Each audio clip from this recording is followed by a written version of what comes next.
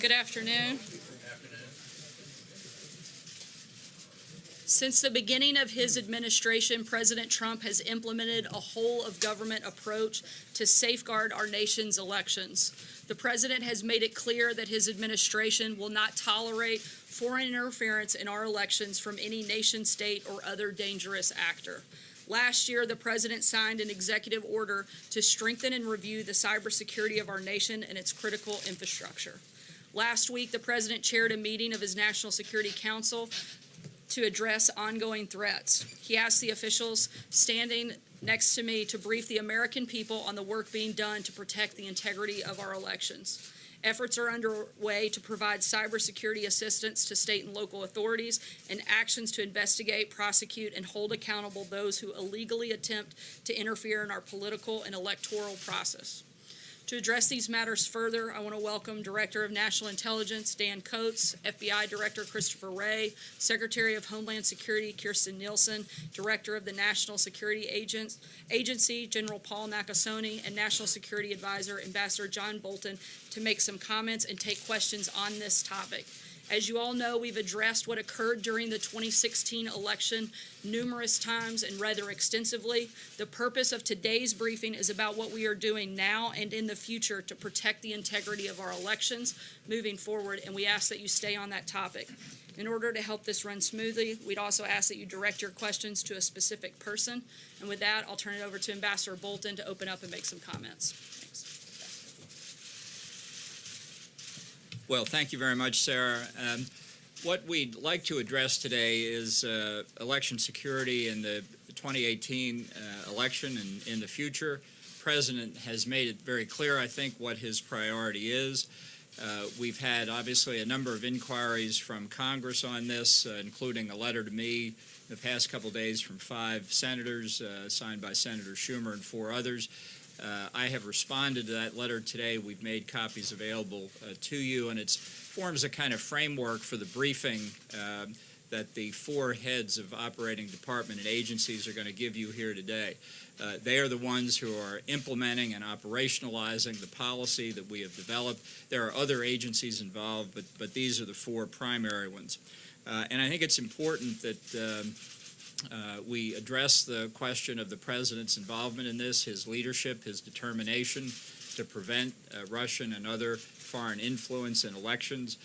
We meet on this constantly, the senior staff here in the White House. We meet with the heads of the different agencies involved. We discuss it quite regularly. In my tenure as National Security Advisor, less than 2 months, we've already had 2 full National Security Council meetings chaired by the President, and as I say, countless other discussions as well. Since January 2017, the President has taken decisive action to defend our election systems from meddling and interference. This includes measures to heighten the security and resilience of election systems and processes, to confront Russian and other foreign malign influence in the United States, to confront such aggression through international action, and to reinforce a strong sanctions regime. Now, as you know, elections are administered by state and local governments, so the federal role is to assist them. We'll be addressing that through the comments of the heads of the operating agencies. I might also say, by way of introduction, that many federal government actions to protect elections in the United States, such as those implemented by the intelligence community or law enforcement agencies, are necessarily sensitive and highly classified. We do not wish to make the efforts of our adversaries any easier through injudicious public disclosures. Nonetheless, we have offered to do before and continue to offer briefings to members of Congress in secure facilities. So what I'd like to do here, as Sarah said, is turn the briefing over to the people whose agencies have this responsibility. We'll start off with Director of National Intelligence Dan Coats. He'll be followed by the Secretary of Homeland Security, Kirstjen Nielsen. She'll be followed by the Director of the Federal Bureau of Investigation, Christopher Wray, and then finally the Director of the National Security Agency, General Paul Nakasone. So, Dan?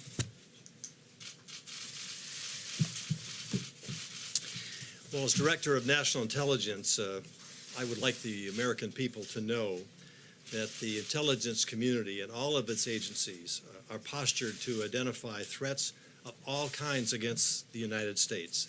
The President has specifically directed us to make the matter of election meddling and securing our election process a top priority, and we have done that and are doing that and will continue to do so. We have incorporated the lessons learned from the 2016 election and implemented a broad spectrum of actions to share more information across the federal government, as well as with state and local governments, and also with the public and the private sector. The intelligence community continues to be concerned about the threats of upcoming U.S. elections, both the midterms and the presidential elections of 2020. In regards to Russian involvement in the midterm elections, we continue to see a pervasive messaging campaign by Russia to try to weaken and divide the United States. These efforts are not exclusive to this election or future elections, but certainly cover issues relevant to the election. We also know the Russians try to hack into and steal information from candidates and government officials alike. We are aware that Russia is not the only country that has an interest in trying to influence our domestic political environment. We know there are others who have the capability and may be considering influence activities. As such, we will continue to monitor and warn of any such efforts. I am committed to making sure that the intelligence community is working together in integrating across organizations and missions and seeking greater transparency with the public. The ODNI has instituted a broad spectrum of actions covering collection, analysis, reporting, education, and partnerships, all designed to provide the best threat assessments to federal, state, and local officials, as well as to the public and private sector when necessary. For example, my office leads the interagency working group, now meeting weekly as a push towards November, with Department of Justice, FBI, Department of Homeland Security, CIA, and NSA, inclusive of regional cyber and counterintelligence experts, all focused on ensuring election security and integration of our efforts. The intelligence community's focus right now is persistent support to the FBI, to the Department of Homeland Security, and other agencies in their election responsibilities, and my office is ensuring these organizations receive timely and proactive intelligence community support.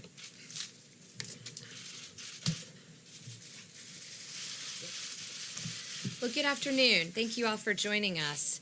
I want to start by briefly mentioning that on Tuesday, DHS hosted the first National Cybersecurity Summit.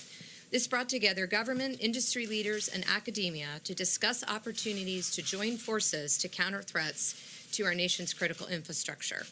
I want to thank all of those who joined us from academia, government, and the private sector, all who participated, and those who signed up to concrete actions to confront cybersecurity challenges. Across every critical infrastructure sector, from energy to financial services to transportation to communication and so many others, a single attack can have widespread and cascading consequences. I look forward to working with the nation's leading minds in the digital realm as we stand up the National Risk Management Center.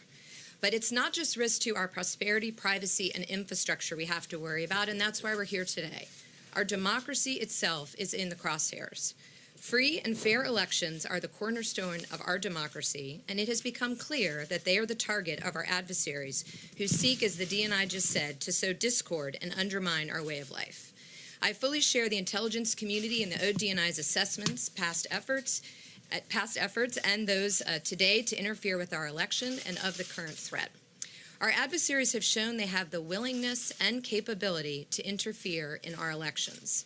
DHS has and continues to work closely with state and local election officials throughout the country by offering a range of services to help identify weaknesses in their election systems. Whether it's offering no-cost voluntary technical assistance or sharing best practices for securing online voter registration databases, or providing technical advice on ransomware and destructive malware, our department stands ready to provide tailored support based on each jurisdiction's unique needs. This is yet another example where one size does not fit all. I am pleased to inform you that to date, all 50 states, the District of Columbia, and over 900 local governments have partnered with DHS in order to bolster the resilience of the nation's election infrastructure. Various states also have organic capabilities and are engaging with the private sector and academia to improve the security of elections. Election infrastructure is not a destination. It requires aggressive and ongoing vigilance. Everyone must play their role to ensure that every vote is counted and is counted correctly. All of us up here today, members of Congress, state and local election officials, and the public. As all of us up here today gain new insights into potential adversaries and campaigns, we are committed to providing our partners with the government's best intelligence and information available. The progress we have made is real, and the nation's elections are more resilient today because of the work we are all doing. But we must continue to ensure that our democracy is protected. Thank you for being here, and I'll turn it over to Director Wray.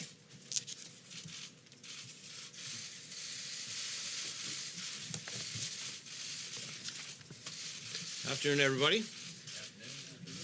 Last fall, shortly after I became director, I stood up a new foreign influence task force at the FBI, which was designed to identify and counteract the full range of malign foreign influence operations, targeting our democratic institutions and our values.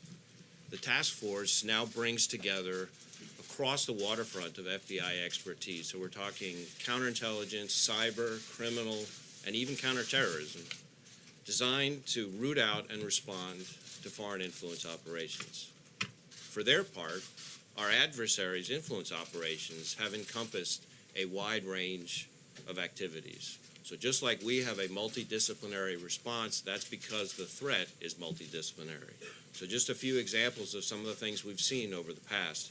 Targeting U.S. officials and other U.S. persons through traditional intelligence tradecraft, criminal efforts to suppress voting and provide illegal campaign financing, cyber attacks against voting infrastructure along with computer intrusions targeting elected officials and others, and a whole slew of other kinds of influence, like both overtly and covertly manipulating news stories, spreading disinformation, leveraging economic resources, and escalating divisive issues.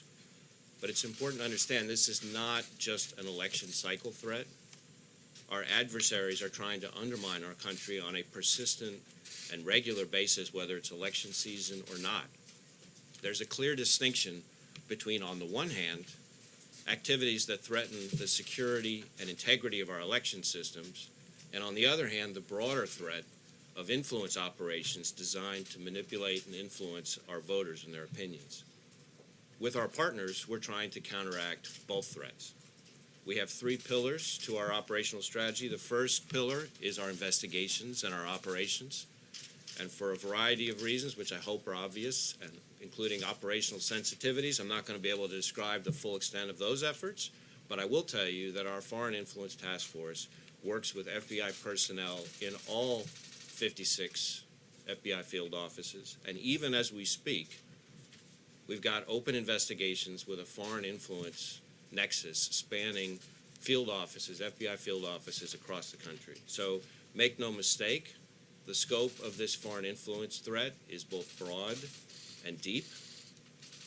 Second pillar, I said there were three pillars. The second is focused on information sharing and intelligence sharing. We're working closely with our partners in the intelligence community and in the federal government, as well as with our state and local partners, to establish a common operating picture. Just last week, as an example, we disseminated a list to our state and local law enforcement partners of various foreign influence indicators for them to be on the lookout for, things like malicious cyber activity, social abnormalities, and foreign propaganda activities. The idea is to marshal additional eyes and ears in the fight. We're also working with our international partners to exchange intelligence and strategies for combating the threat, because this is, after all, a shared threat with our allies. The third pillar of our approach is based on our strong relationships with the private sector. Technology companies have a frontline responsibility to secure their own networks, products, and platforms, but we're doing our part by providing actionable intelligence to better enable them to address abuse of their platforms by foreign actors. So this year, we've met with top social media companies and technology companies several times. We've given them classified briefings. We've shared specific threat indicators and account information and a variety of other pieces of information so that they can better monitor their own platforms. The reality is it's going to take all of us working together to hold the field because this threat is not going away. As I have said consistently, Russia attempted to interfere with the last election and continues to engage in malign influence operations to this day. This is a threat we need to take extremely seriously and to tackle and respond to with fierce determination and focus. And together with our partners, both those here and some of the other partners we've talked about, I'm confident that we can protect the integrity of our democratic institutions and maintain public confidence in our electoral process. Thank you.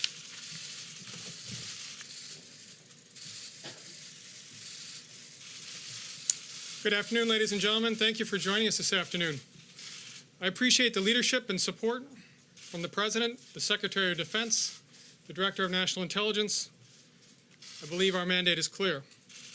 As part of its mission to defend the nation, the Department of Defense is providing intelligence, information support, and technical expertise to the Department of Homeland Security for use by state and local officials to prevent foreign interference in our elections. This is a vital mission for us and the nation. It draws on our deep experience and expertise in continuing work in this area. Our support has been ongoing and will continue through the midterm elections. We are also providing intelligence and information leads to the Federal Bureau of Investigation on foreign adversaries who are attempting to sow discord and division within the American public.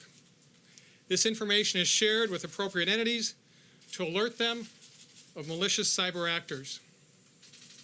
U.S. Cyber Command and the National Security Agency are tracking a wide range of foreign cyber adversaries and are prepared to conduct operations against those actors attempting to undermine our nation's midterm elections. These type of operations are sensitive and require confidentiality for success. I won't discuss the specifics except to state that our forces are well trained, ready, and very capable. I have complete confidence in the forces under my command. We will work in conjunction with other elements of our government to ensure we bring the full power of our nation to bear on any foreign power that attempts to interfere in our democratic processes. I'll turn it back over to the moderator. Thank you. As I said at the beginning, if we could stay on topic, and also if you could, when asking a question, direct it to a specific person. And as always, after we finish this part of the briefing, I'll be back to answer other questions on news of the day. John, go ahead. Director Coates, if I could direct a question to you. Let me take you back, if I could, to Helsinki. The President seemed to indicate that he may believe Vladimir Putin when he says he didn't have any influence in the 2016 election. What is your belief about the Russian government involvement in meddling in 2016? And if, as you say, Russia continues to try to influence our electoral process, does that mean that nothing much came of the meeting with Putin, or is it other than government actors who were involved here? Well, in relationship to the 2016 election, of course, none of us were in office at that particular time, but both the President, the Vice President, I think everyone on this stage has acknowledged the fact that the ICA was a correct assessment of what happened in 2016.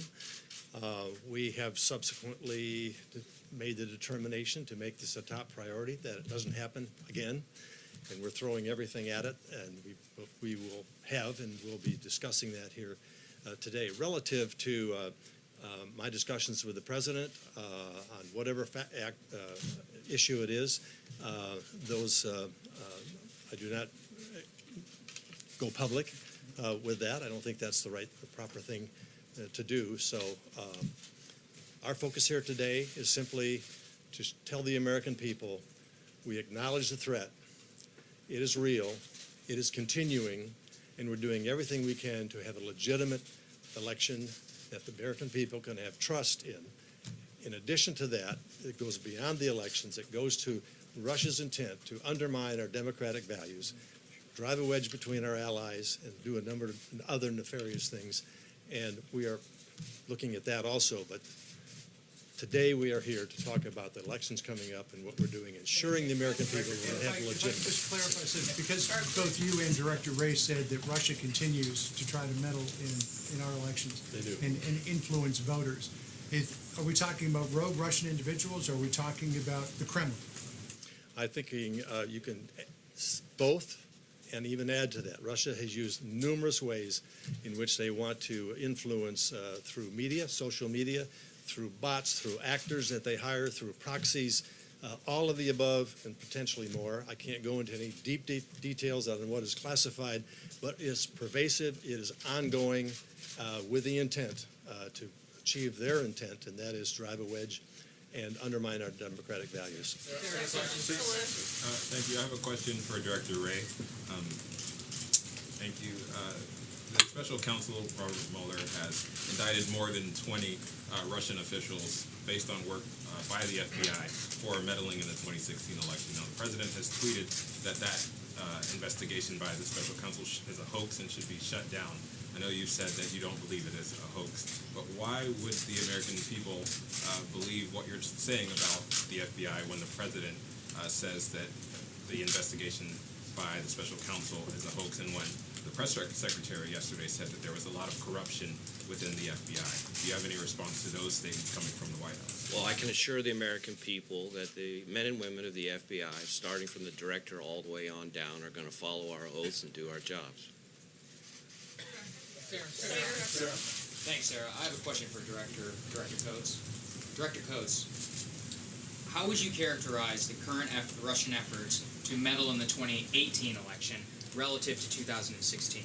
Is it more intense? Do you see those efforts focused on a particular party? And in general, is the pace of those operations in any way relative to 2014, 2012, or is it more intense? Relative to what we have seen for the midterm elections, it is not the kind of robust campaign that we assessed in the 2016 election. We know that through decades, Russia has tried to use its propaganda and methods to sow discord in America. However, they stepped up their game big time in 2016. We have not seen that kind of robust effort from them so far.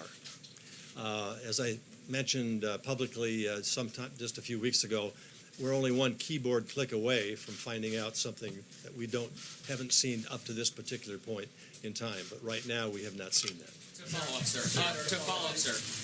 Do you see it directed to any particular party? The current 2018 efforts. Is there any particular party that is benefiting from current 2018 Russian efforts? What we see is the Russians are looking for every opportunity, regardless of party, regardless of whether or not it applies to the election, to continue their pervasive efforts to undermine our fundamental values. Jeff, also for Director Coates, in the run-up to the I'm trying to get it.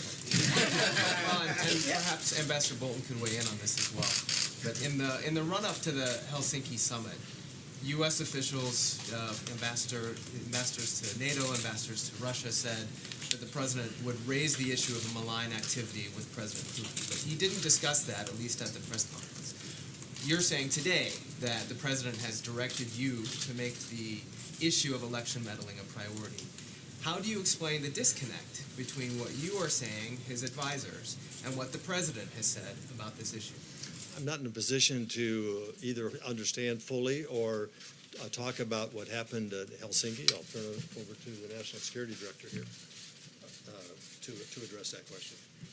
Yeah, the issue was discussed, and in fact, President Putin said, I thought at the press conference, but certainly in the expanded bilateral meeting when the two leaders got together with their senior advisors, President Putin said the first issue that President Trump raised was election meddling. I guess the question is, at the press conference, the president didn't highlight any of the malign activities that you have and that his advisors have. And so, should Americans believe that he is listening to your advice, or that he is going his own way when he's having meetings like he did with the president of Russia? I think the president has made it abundantly clear to everybody who has responsibility in this area that he cares deeply about it and that he expects them to do their jobs to their fullest ability and that he supports them fully. Thank you, Sarah. I believe this is either for Director Coates or Director Ray. I'll let either of you choose. Since social media was brought up, there is a recent case with Facebook, how they had just shut down some 32 accounts believed potentially to be from Russia. Can you give us an idea, is that a large amount? Is that just kind of the tip of the iceberg? And then generally speaking, with these social media companies, Facebook, Twitter, Instagram, how much have they progressed, or have they not progressed, in what you would like to see in terms of progression from 2016 and identifying the threat? So first, I'm not going to discuss any specific ongoing investigation, but what I will tell you is that activity of the sort you're describing is a good reflection of the fact that we have to have a public-private partnership in this particular threat, and that's why when I talked about our 3 pillars of the FBI's Foreign Influence Task Force, we're spending so much of our effort trying to engage with the social media and technology companies, because there is a very important role for them to play in terms of monitoring and in effect policing their own platforms. So what we have to have happen, which is started happening in a way that's much more robust than in before the 2016 election, we're sharing with them actionable intelligence in a way that wasn't happening before.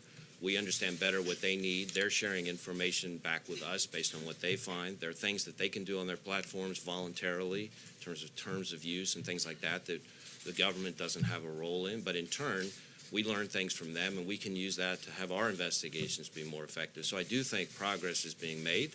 We've got to keep getting better at it. We've got to keep staying on the balls of our feet, but I think that's what we're seeing.